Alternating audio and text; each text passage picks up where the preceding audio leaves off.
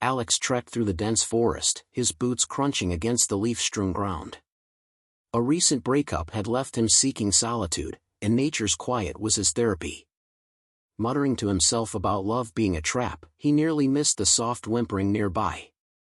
His head snapped toward the sound. Curiosity got the better of him. Pushing aside a bush, he found a strange-looking deer caught in a hunter's trap. The creature had sleek, almost metallic fur that shimmered faintly in the dappled sunlight. Its eyes, too large and glowing faintly, locked onto his with an unsettling intelligence. "Well, aren't you something?" Alex muttered, crouching down. The animal flinched, letting out a sound that was eerily close to a sigh. "Relax, I'm not here for venison stew. Let's get you out of this mess." As he worked to free her, the animal watched him intently, occasionally tilting its head as though trying to understand his intentions. "Don't look at me like that," Alex joked. "I'm not charging you for this." The deer's lips twitched, almost like a smirk, but Alex dismissed it as his imagination. Finally, the trap released. The animal staggered but didn't bolt. "You're not exactly a regular deer, huh? Fancy fur, glowing eyes. Maybe you're someone's escaped science project?" He chuckled, shaking his head. "Whatever. Come on, you're bleeding. Let's fix that up." Back at his cabin, Alex patched up the creature. He spoke to her like a therapist unloading his problems. "My ex? Total nightmare. Took my dog in the split. Can you believe that? She never even liked Rufus." The animal blinked slowly, as if processing his words. "You know," Alex continued, gesturing with a roll of bandages, "if you weren't clearly a deer, I'd say you're the best listener I've ever met." Later that night, as Alex sat by the fire with the deer resting nearby, something shifted in the air. The room filled with a faint hum, and a flash of light made Alex shield his eyes. When he looked again, the deer was gone. In its place stood a woman. No, not a woman. Her skin had an iridescent sheen, her eyes glowed like twin moons, and her hair seemed to float slightly, as though underwater. She wore what could only be described as a futuristic gown. Alex stared, mouth agape. "Okay, what the actual?" "Human," she said, her voice melodic but firm. "You saved me. For this, I owe you my gratitude." What, where's the deer?" Alex stammered, pointing at the empty spot. "I am the deer, as you perceived," she explained. "My true form would have drawn too much attention. I am Thera, princess of the Zillion Empire. I was escaping an arranged union with a most undesirable suitor." Alex blinked. "So, you're telling me I brought an alien princess into my cabin?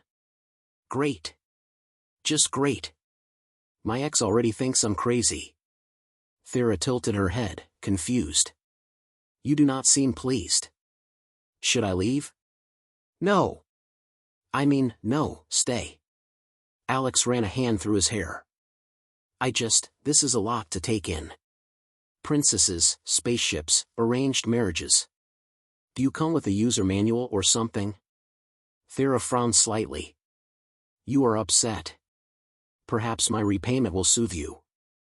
I shall provide my body to ease your burden." Alex choked on air.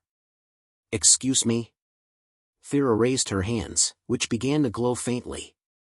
"Your body has many imperfections, internal and external injuries. I will repair them." "Oh," Alex said, his face red. "You meant that?" "Yeah, sure, fix away." Thera approached, her touch warm and electric as she passed her hands over him. Old aches vanished, scars faded, and even a lingering knee pain disappeared. "Well," Alex muttered, "this beats my insurance plan." Thera stepped back, her expression serene. "You are now fully restored." Alex nodded, still processing. "Okay. So, what now?" "For now," she said, "I rest. Tomorrow, we plan." "Plan what?" "To keep me hidden," she said simply, sinking gracefully into a chair. "I cannot be discovered by my enemies. They would not hesitate to destroy this planet to retrieve me." "Fantastic," Alex muttered. First my ex takes my dog, and now I've got alien assassins to worry about. This just keeps getting better. Thera blinked at him.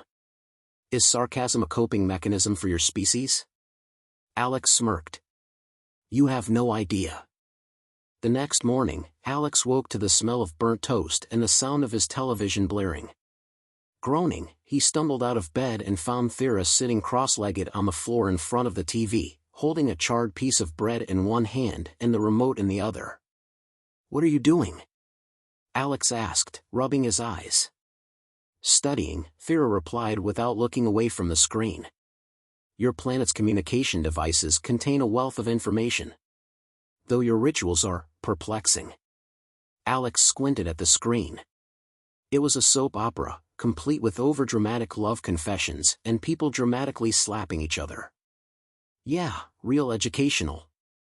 This isn't exactly a documentary. Thera tilted her head. Is it not? The narrative suggests that physical altercations are a standard part of courtship. Alex stared at her, then shook his head. Please tell me you didn't try to court anyone. I have not, she assured him. Though I find the concept intriguing. Does this mean you wish to engage in such a ritual with me? What? No. That's not, just, no. Alex threw his hands up. Let's focus on keeping you out of sight instead. Thera finally turned to him, her glowing eyes narrowing. Humans are contradictory. Your mating customs are unclear, and your technology is primitive. Even your food is inefficient. Alex snorted. Sorry, princess, but we can't all survive on, what do you eat, anyway? Energy synthesis through molecular absorption, Thera said, as if it were obvious. Right. Of course. How silly of me, Alex muttered, heading for the kitchen. Well, until you figure out molecular whatever here on Earth, you're stuck with burnt toast. By the time Alex had poured himself some coffee, Thera had turned her attention back to the TV. He sat down across from her, watching as she mimicked the dramatic expressions of the actors on screen. Why are you even watching this stuff? He asked. I am attempting to assimilate, she said. If I am to remain on this planet undetected, I must understand your culture. Alex couldn't help but laugh. Yeah, good luck blending in after this crash course. Thera ignored him, standing up and smoothing out her shimmering gown. I require first-hand experience. You will take me to observe humans. Alex choked on his coffee. Oh, no, no, no. That's a terrible idea. You can't just stroll into town looking like that. She looked down at herself, then back at him. This form is pleasing, is it not? It's not about being pleasing, Alex said quickly. It's about not looking like you just walked out of a sci-fi movie. I can adapt, Thera said, her form shimmering as she began to shift. Within seconds, she had transformed into a seemingly normal human woman, albeit one with a perfect complexion, flawless features, and an unsettlingly graceful demeanor. Alex stared. Yeah, that's not going to help. You look like a supermodel trying to go undercover. Thera frowned. Is this form unsuitable? It's fine, Alex said with a sigh. Just tone it down. Try to look more, I don't know, average. Thera adjusted her appearance again, this time adding a slight imperfection to her features and dressing in casual earth clothes. Better? Better, Alex admitted. But you still have no idea how to act normal. Maybe we should just stay here. No, Thera said firmly. If I am to remain hidden, I must understand this planet's inhabitants. You will guide me. Fine, Alex relented. But if anyone asks, you're an exchange student.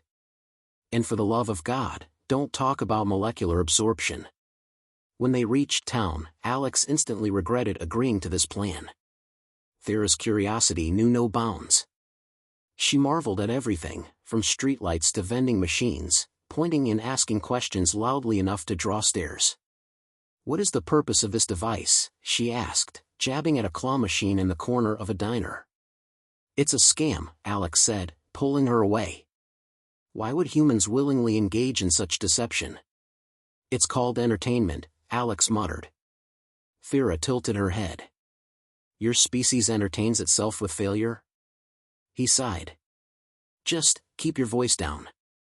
Their next stop was a small grocery store, where Thera caused chaos by licking various fruits to test their molecular integrity. Alex hastily bought the one she'd licked, grumbling under his breath. As they left the store, a curious local stopped them. New in town? Yeah, Alex said quickly. This is Thera. She's an exchange student. From, Europe. Thera smiled serenely. Yes. I am here to study your fascinating customs. The man nodded, but his brow furrowed. Europe, huh? You sound kinda different. She's from a small, remote part, Alex interjected. Ah, the man said, tipping his hat. Well, welcome to town, ma'am. As they walked away, Alex hissed, you need to tone it down. I was polite, Thera said, confused. Is that not the human way? It is, but your whole alien princess vibe is hard to hide, Alex muttered. Thera blinked. I will improve. Alex sighed. Great. Can we just go home now? Very well, she said, but her tone suggested she wasn't done experimenting with Earth customs. Alex groaned. This was going to be a long day.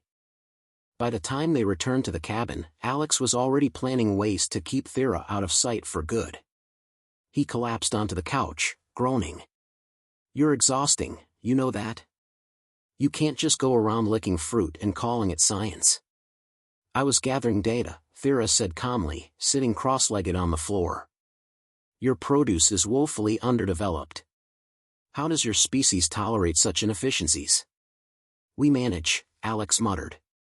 He was about to argue further when a low hum filled the air, followed by a series of flashing lights outside the window. Alex froze. What the hell is that?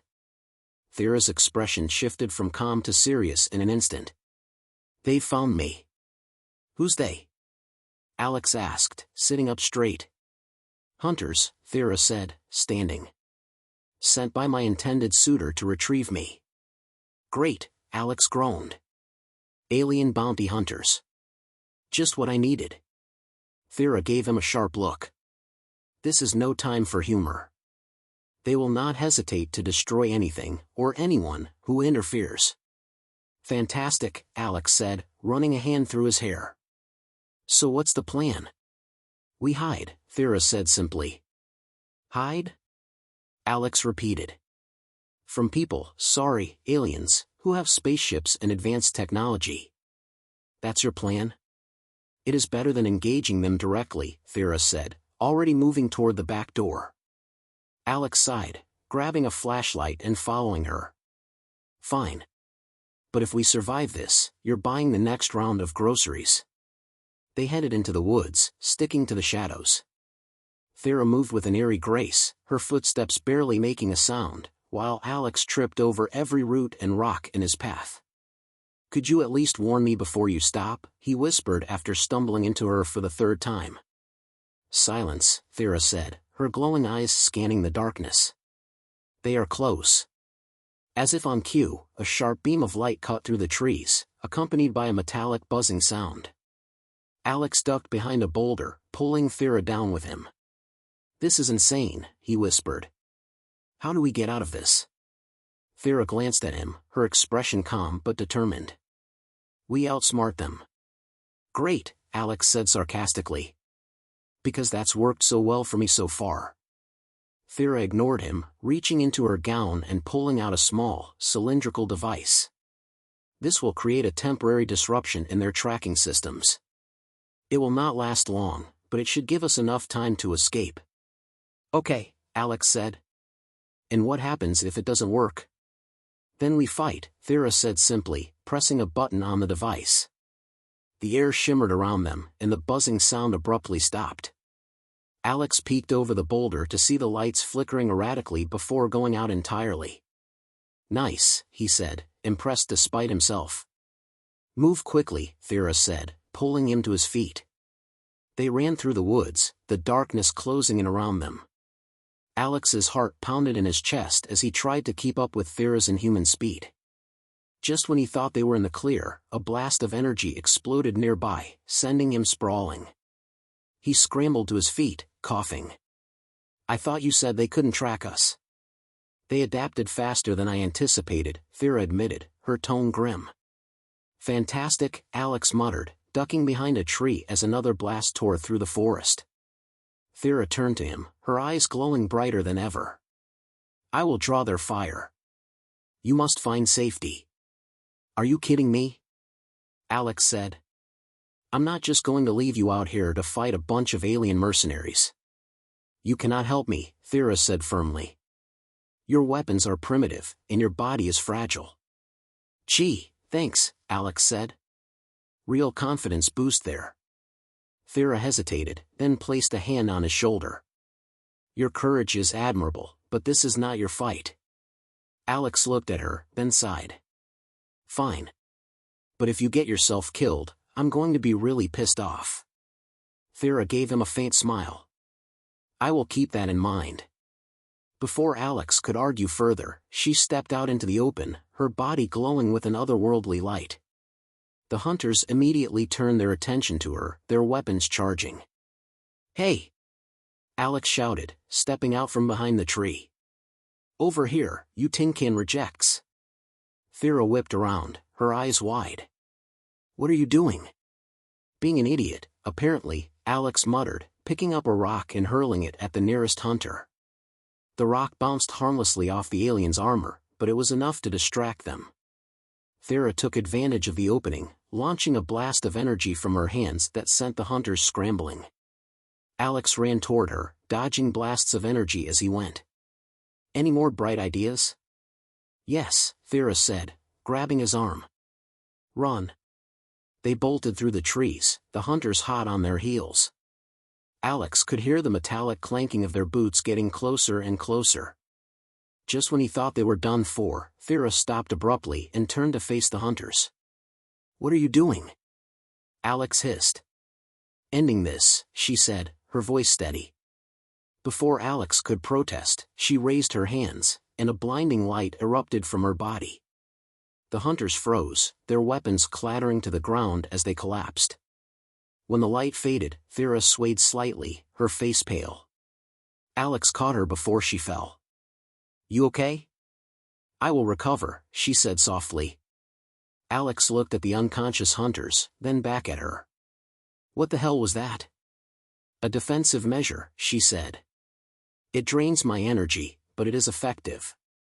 "Well, remind me not to piss you off," Alex said, helping her to her feet. Thera managed a faint smile. "Noted." Back at the cabin, Alex helped Thera into a chair, her normally radiant glow dimmed to a faint shimmer.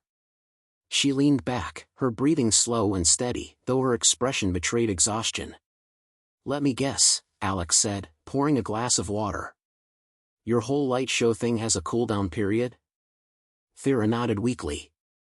"It is not something I can use frequently. The energy expenditure is significant." "Yeah, no kidding," Alex said, handing her the glass. "You look like you just ran a marathon while solving quantum physics problems." Thera raised an eyebrow. "Your metaphors are perplexing, but accurate enough." Alex sat across from her, rubbing his temples. "So what's the next move? Are we just sitting ducks until they send more of those tin can goons?" Thera shook her head. "The hunters will not report back immediately. Their failure will buy us some time." "Time for what?" Alex asked. "To build a spaceship in my backyard? Hate to break it to you, but Home Depot doesn't stock warp drives." Thera smiled faintly, despite her fatigue. "You underestimate your species. Though primitive, humans possess remarkable ingenuity. I believe I can repair my distress beacon using components from your technological devices." Alex stared at her. "You want to cannibalize my electronics? Do you have any idea how much a replacement TV costs?" "I do not," Thera said simply. "But I assure you, it is a necessary sacrifice." With a resigned sigh, Alex waved a hand. "Fine. Just don't touch the coffee maker." That's non-negotiable. Thera stood, her movements slower than usual but still graceful. She began examining Alex's various gadgets, occasionally dismantling them with a level of precision that made him wince. That was a perfectly good radio, Alex muttered as she removed its circuit board. It was obsolete, Thera said without looking up. Alex crossed his arms. You're not exactly scoring points for bedside manner, princess. Thera paused, looking at him thoughtfully.